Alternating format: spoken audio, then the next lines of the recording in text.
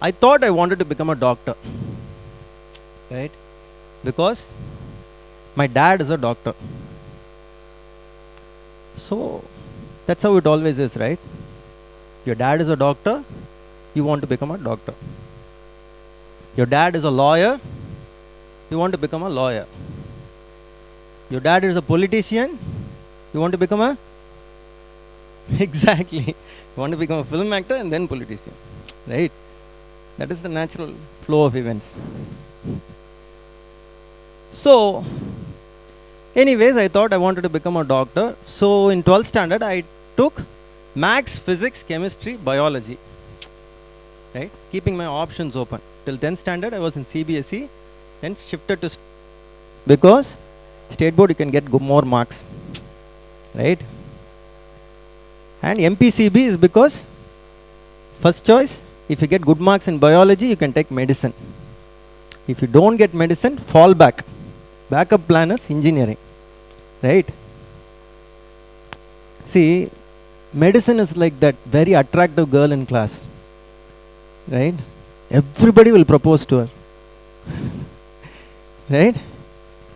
All the guys and girls will go to her and tell her that you love her. But she will choose who to accept, right? Only one guy she will accept. If she is very naughty, two guys she will accept, right? But you cannot depend on that, no. You have to have a backup plan. So you choose another girl also, average, but nice, friendly, accessible, and you propose to this girl. If you don't get that girl, then you can always go to this girl. Like that, engineering is your backup plan. That's what I thought. And I wrote my exam. Apparently I aced it. Okay. I got admission into both medicine as well as engineering. Okay. I don't think I'm a genius and all. I think I'm very good at cracking exams. Okay. Multiple choice questions I can always crack. Give me 4 choices. I'll look at them and I'll say, okay, this one is definitely correct. This one doesn't look like it's correct. The other 2, hinky pinky pongy. 95% of the time, I make the right choice. So that's how I crack exams. Similarly, multiple choice only, I selected my wife also. Che, what are you thinking? No, I fell in love with the girl and married her.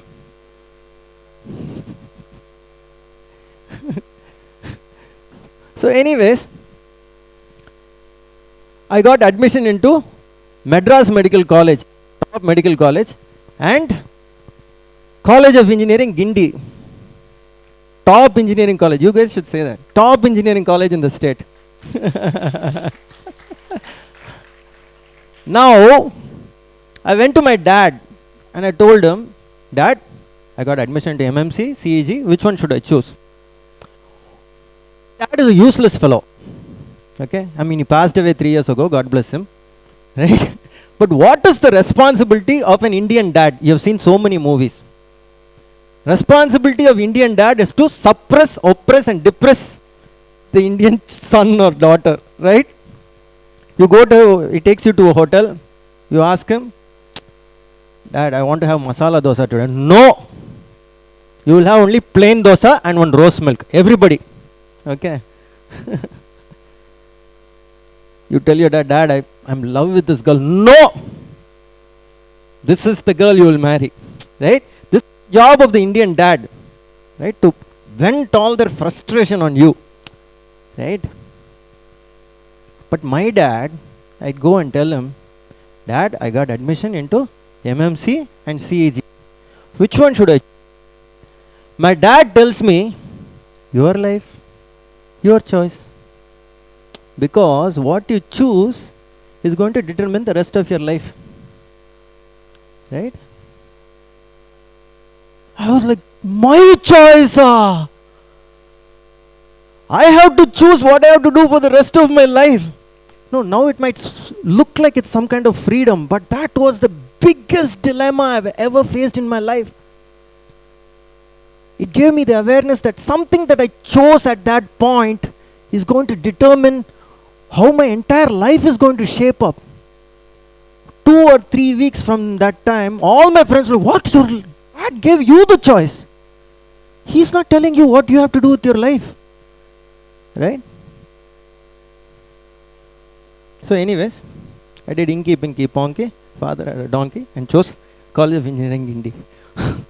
No, I did a lot of introspection about what my aptitude was in. I always felt I was better in math. So I came to College of Engineering, Indy. Right? And that gift that my dad gave me that day is the gift that I want to give you today. The gift of making conscious choices in life. What you do today, what you do this moment is going to determine the rest of your life. Right? And I'm not talking about major decisions. I'm talking about every little thing that you can choose to do in this moment. Today, you can choose to make a commitment to make yourself a little fitter, a little healthier. Today, you can make a choice to take a step towards something that you always loved doing.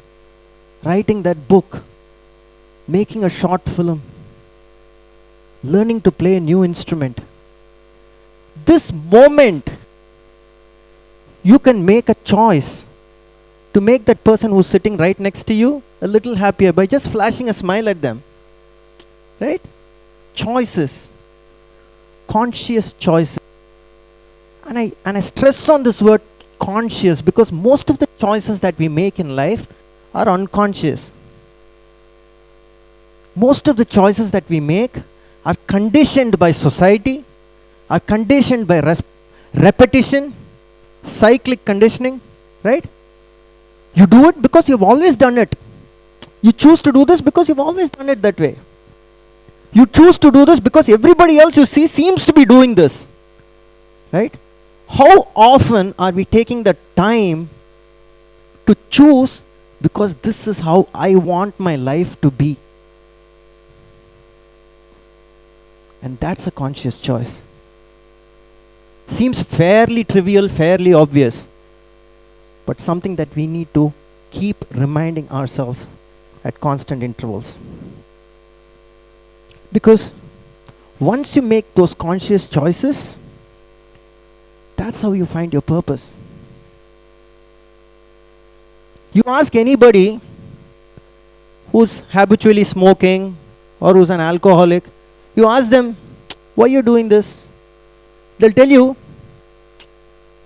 one life to live, man. YOLO, bro. YOLO. You only live once. Right? YOLO is probably the most misunderstood phrase in the history of the universe. You know what that really means? You only live once. You are never going to be born again. Isn't it your responsibility to make the most of what this life gives you?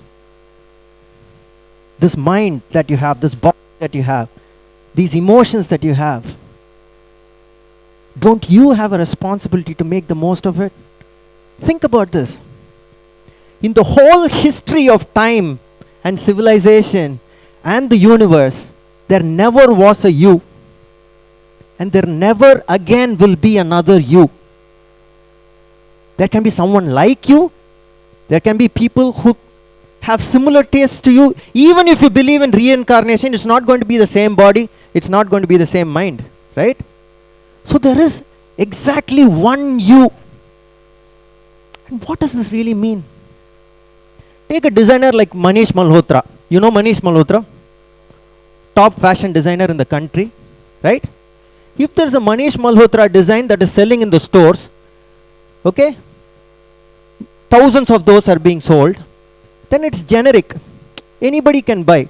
But if there's a specific designer, one only kind of item made by Manish Malhotra, it means it's probably designed for a certain purpose, right?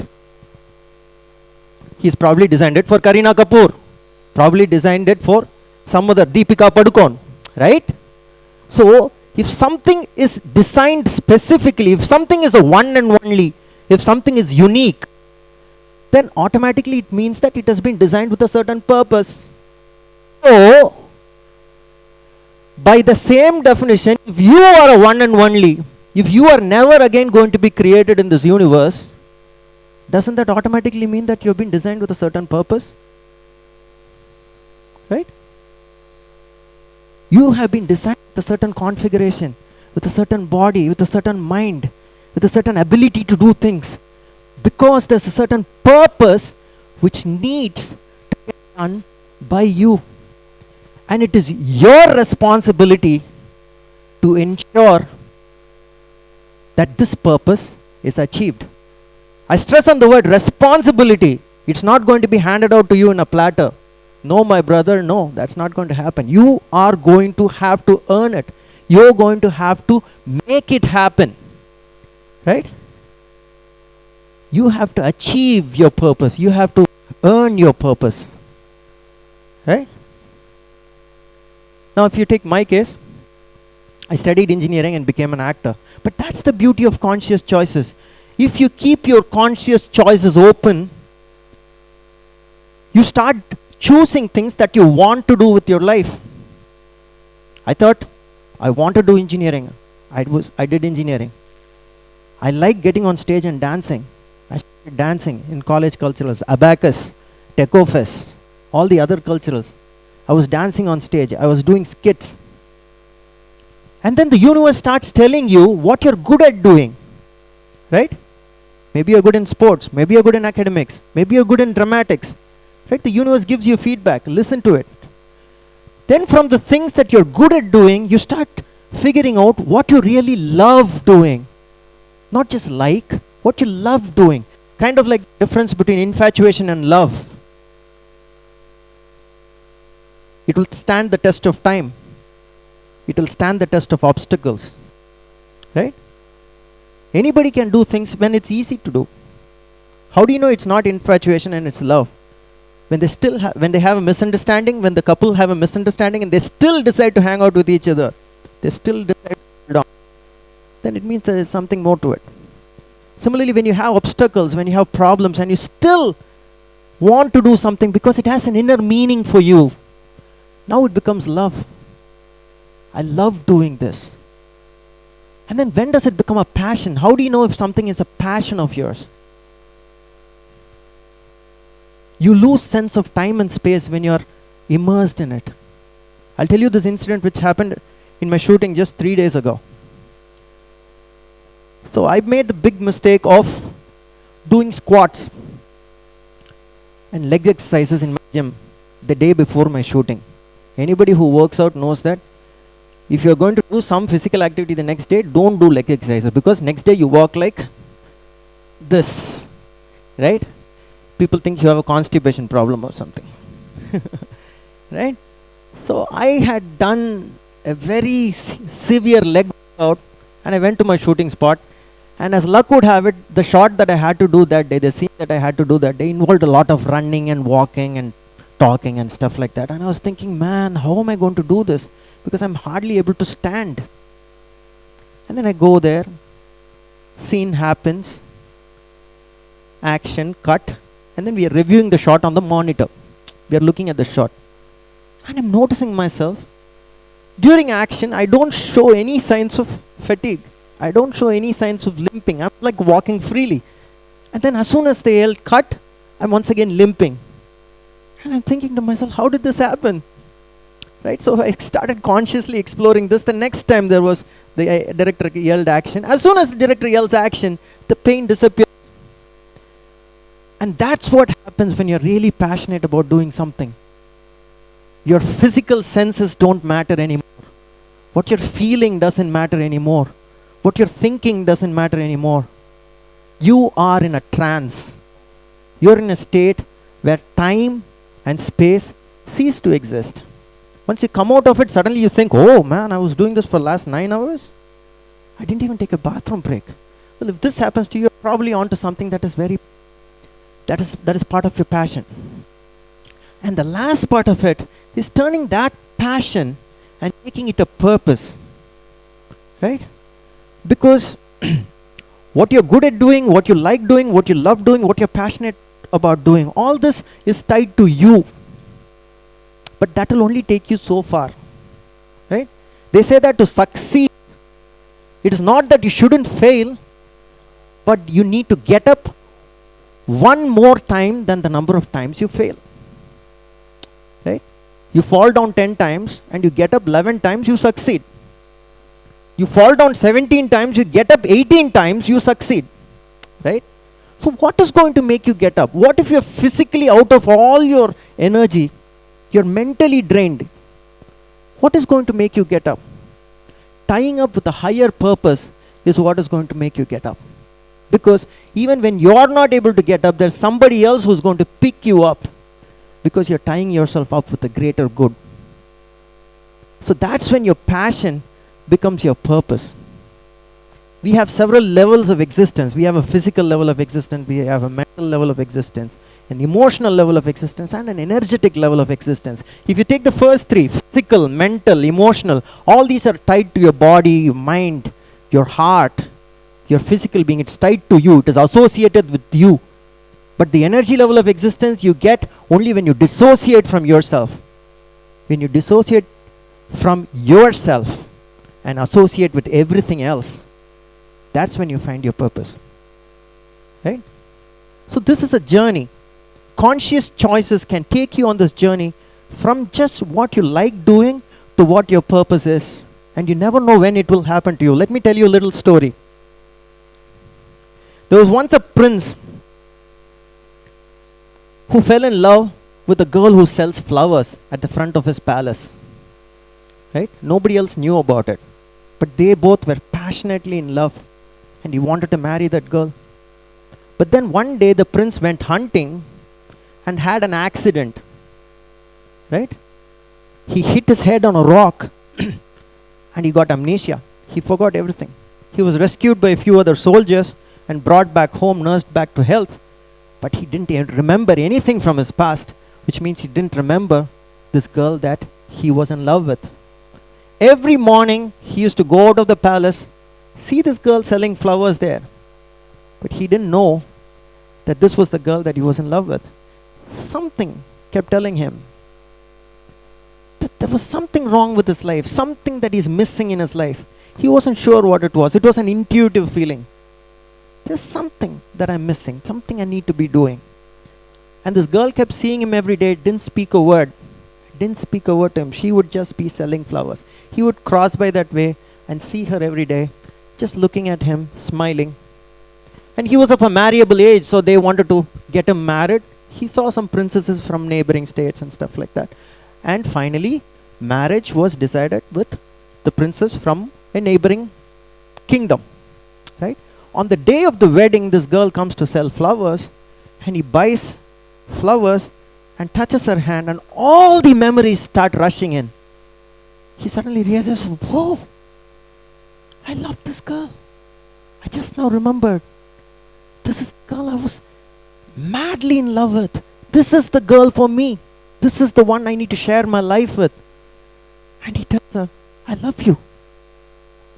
And she looks back at him and smiles and says, I know, I love you too. And then he asks her, I was passing by this way every day. You knew I lost all my memory. Right? But I was passing by this way every day. You saw me every day. Why didn't you come up to me even once? Why didn't you come up to me even once and tell me, I love you. You love me. Don't you remember? Why didn't you tell me that? This could have happened a long time ago. And she just smiled at him and she said, I had made my choice a long time ago. I was waiting for you to make your choice. And that's your purpose. Your purpose has chosen you. And that's why you're here. It's up to you to make your choice. Thank you.